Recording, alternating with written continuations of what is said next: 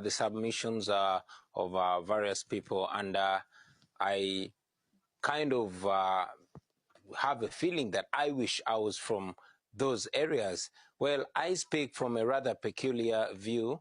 I come from a country which is probably the youngest population in the world, Uganda, where we have more than 85% under the age of 35. And indeed, for the last 4 years, we have been banking on that, looking at that young population. We don't look at it as a liability. We look at it as a resource, especially if it's galvanized, if it's called upon to come together and make a decision together. And that was a reason why we started what we call the People Power Movement in Uganda, to call upon young people to get involved in the decision making and then in the political dispensation of their country.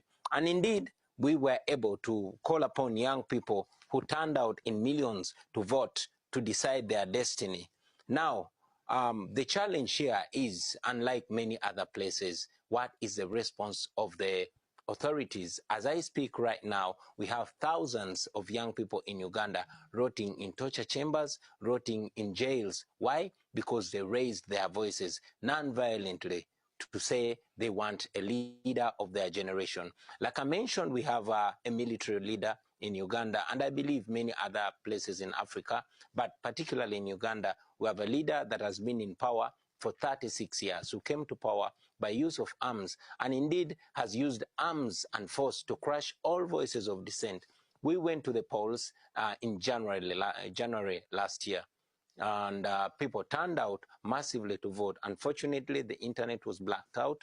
The European Union and United States election observers were blocked from the country. I was a presidential candidate, but by the time we went to the polls, I was under military detention in my house. So this scenario makes every thought impossible. It makes all the ideas impossible. Now, being on this platform, I will also raise it that the international community is not innocent to this. While young Africans have aspirations and indeed have dreams for Africa, while they are first world brains stuck largely in third world countries, they have thoughts, they have aspirations, they want to transform Africa because they see what other young people are doing in the rest of the world.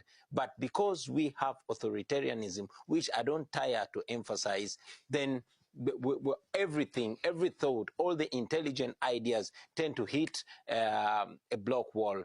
And like I mentioned, being on this platform, the international community is not innocent to that. Of course, the young Africans appreciate the voices that are raised by the international community in terms of statements. But the fact that the international community pours lots of money in terms of aid to Africa without following it up with calling upon the authorities in Africa and in particular in Uganda to ensure that it is not just business, but it is the values, the democratic values, the values of the respect of the rule of law, the values of human rights, then we are only going to be talking about this. Young Africans know where they want to go. They envision a future, but they are stuck in a world where they are crushed with brute force. Now, this is the elephant in the room that I believe we must address. Other than that, we are only going to be looking at the promised land where we want to go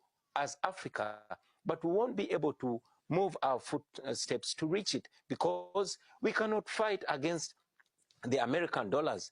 We cannot fight against the Italian bullets. We cannot fight against the donations from the European Union that are just placed in Africa, and they're siphoned and are used in patronage and crushing of voices of dissent. Like I mentioned, right now, as I speak, I'm only maybe able to leave the country because I have international focus on me. But thousands, hundreds of thousands of young people are rotting in torture chambers and in prisons in Uganda. Why? Because they dared to challenge the authority of the strong men, in particular General Museveni, who has been in power for 36 years. Now, this is a case in many African countries.